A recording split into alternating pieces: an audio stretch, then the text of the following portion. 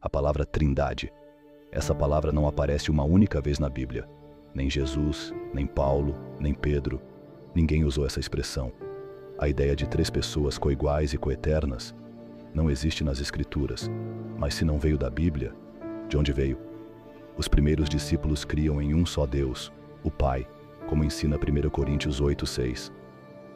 Os primeiros cristãos se reuniam em lares, ensinando sobre a unidade de Deus e o amor de Jesus. A crença na singularidade de Deus era fundamental para eles, em contraste com interpretações posteriores. Esses primeiros cristãos valorizavam a mensagem de amor e redenção de Jesus, focando em uma relação pessoal com Deus, sem a complexidade das doutrinas posteriores. Irineu de Lyon declarou: há um só Deus, o Pai. A Trindade cristã, longe de ser uma revelação inédita, parece ter sido uma construção teológica influenciada por antigas tríades pagãs. Ela reflete uma estratégia de adaptação cultural, moldando o divino em um formato já conhecido para facilitar a aceitação e expansão. Trata-se, portanto, mais de sincretismo do que de singularidade.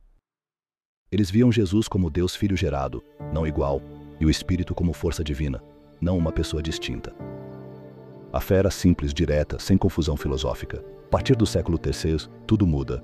Entra em cena Tertuliano, o primeiro a usar o termo Trinitas. Mas nem ele cria numa trindade como hoje. Ele dizia que o Filho era subordinado ao Pai.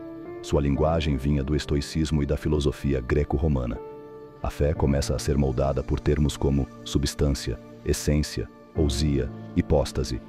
A Bíblia vai ficando de lado. A revelação, substituída por raciocínios humanos. No ano 325, o imperador romano Constantino, recém-convertido, convoca o Concílio de Niceia.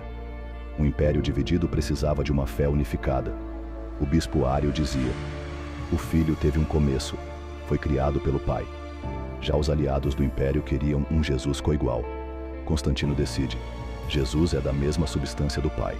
Depois, em 381, no Concílio de Constantinopla, o Espírito Santo é oficialmente declarado a terceira pessoa divina. Agora, discordar disso era heresia. A verdade bíblica se torna subordinada aos concílios da elite imperial. Uma doutrina que Jesus nunca ensinou, que Paulo nunca explicou, que os apóstolos jamais pregaram. Torna-se o pilar da fé cristã tradicional. A introdução da Trindade desfigurou o retrato do Deus bíblico. As consequências da Trindade se espalham, levando a uma fé diluída e a um Deus desconhecido.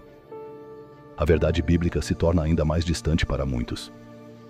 Enquanto o dogma se solidifica, muitos anseiam por uma fé mais autêntica. Em meio à controvérsia, a busca pela verdade continua. Enquanto isso, o gnosticismo crescia nos bastidores. Uma corrente que defendia que só alguns têm a verdadeira revelação, que Deus é distante e cheio de emanadores espirituais. A Trindade caiu como uma luva nessa ideia, três entidades divinas em um só ser. A fé, que era simples, ensinada a camponeses, passou a exigir teólogos, concílios e debates intermináveis. O Deus da Bíblia foi substituído pelo Deus da filosofia. O gnosticismo começou a influenciar as crenças e práticas religiosas, distorcendo a simplicidade do evangelho original. A teologia tornou-se complexa, afastando a fé da população comum e criando uma divisão entre os sábios e o povo.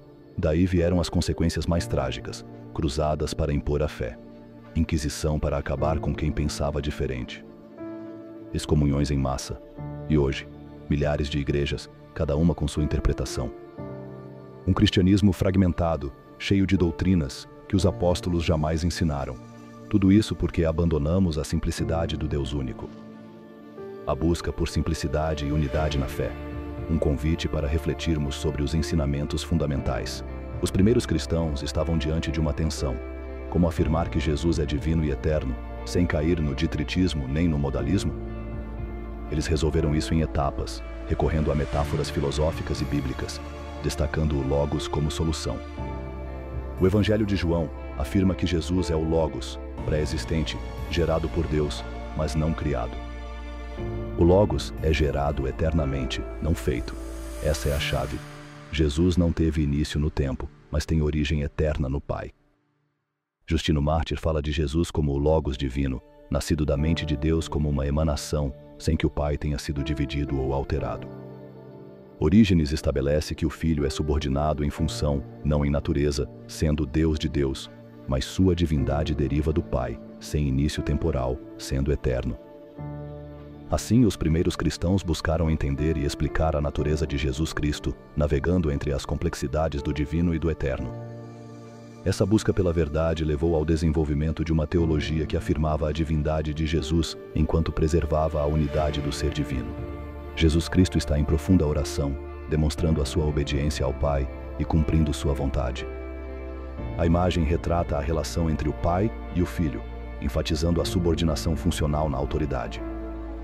Teólogos cristãos primitivos debatem a natureza de Cristo, refletindo sobre a sua essência divina e subordinação funcional. A relação eterna entre o Pai e o Filho é ilustrada, mostrando a geração eterna de Cristo e sua unidade na divindade. O templo judaico é representado, simbolizando o monoteísmo que os primeiros cristãos buscavam preservar enquanto afirmavam a divindade de Cristo.